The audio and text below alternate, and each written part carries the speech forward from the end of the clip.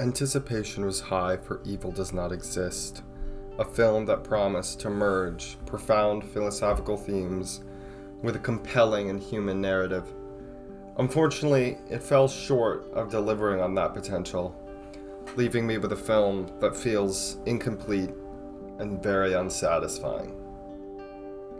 In Evil Does Not Exist, the film spends much of its runtime building a subtle, yet surprisingly optimistic narrative.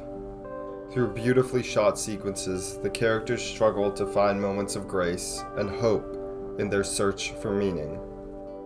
The story suggests that despite the presence of darkness and moral ambiguity, there is still a possibility for redemption and goodness in the world. However, all of that is undone by a baffling, heavy-handed final scene that derails everything the film had carefully built up. In Evil Does Not Exist, the story follows Takumi, a quiet, solitary man that lives in a rural village nestled outside of Tokyo, where he raises his young daughter Hana. The village is small and deeply connected to the natural world, with its residents living in harmony with the environment. Takumi's life is simple and content, shaped by his routine of gathering firewood, performing odd jobs, and caring for his daughter. The peaceful village life, however, is disrupted when a Tokyo-based company proposes building a luxury glamping site near the village. This site, intended to attract affluent tourists, promises economic benefits but poses a significant threat to the environment, particularly the village's water source. Two representatives for the company, Masumi and Tagai, are sent to the village to pitch the project to the local community, hoping to gain their support.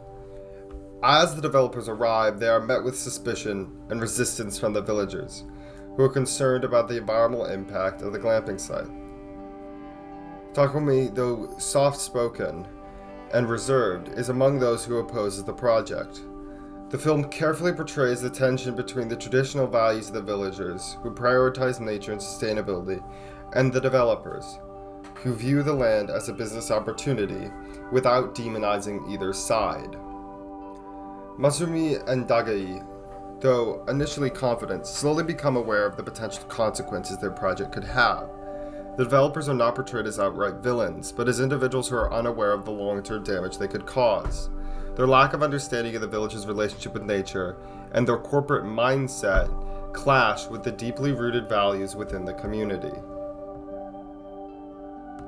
The film's pacing is slow and deliberate, focusing on the small everyday moments of village life.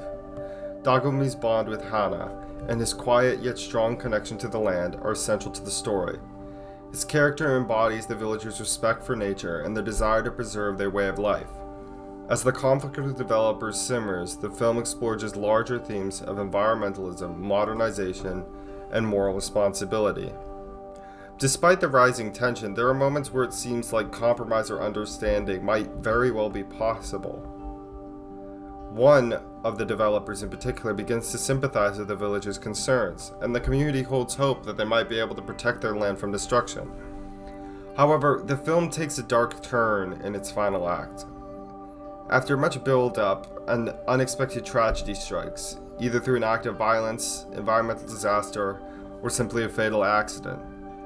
The specifics of this are left deliberately ambiguous. This tragic event undoes much of the optimism the film had cultivated, leaving the village's future uncertain and casting a somber shadow over the entire narrative. The final moments of the film suggest that, despite the villagers' efforts to protect their home, the encroachment of modernity and environmental exploitation might be inevitable.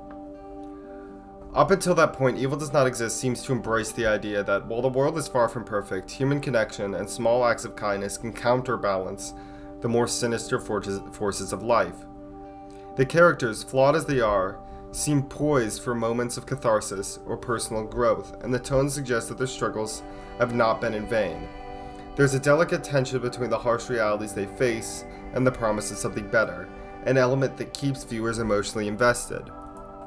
For instance, the two research developers are shown not as evil megamaniacal forces of capitalism, but as human beings working a job, working inside of a system that, while they might disagree with, they choose to work in out of necessity.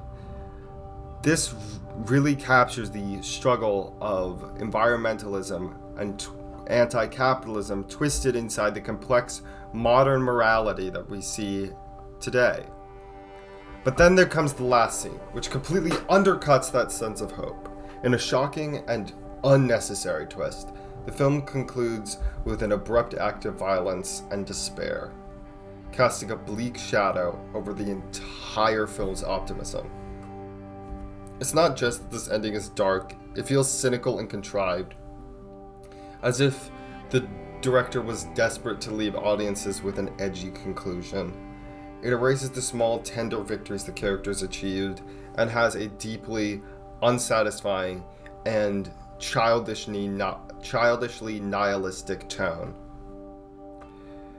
It's as if the film, after spending 2 hours suggesting that goodness might prevail, suddenly declared that evil does, in fact, reign supreme.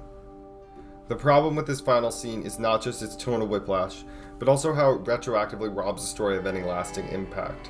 What should have been a bittersweet but meaningful resolution is instead drowned in nihilism, leaving the audience feeling frustrated rather than thoughtful. Rather than leaving the theater with a nuanced reflection on the complexity of good and evil, viewers are left with a sour taste in their mouths, as if the film was saying, why bother? In the end, Evil Does Not Exist could have been a powerful, even uplifting meditation on modern morality. Instead, the final scene feels like a betrayal of its more optimistic leanings, turning what could have been a thoughtful reflection on human resilience into a hollow, cynical statement. It's a disappointing end to a film that, for most of its runtime, seems to be building towards something meaningful. Evil Does Not Exist feels like a missed opportunity. A film that promises much but fails in the final scene. It's a shame, really, because with this one scene, everything I loved about this movie fell apart.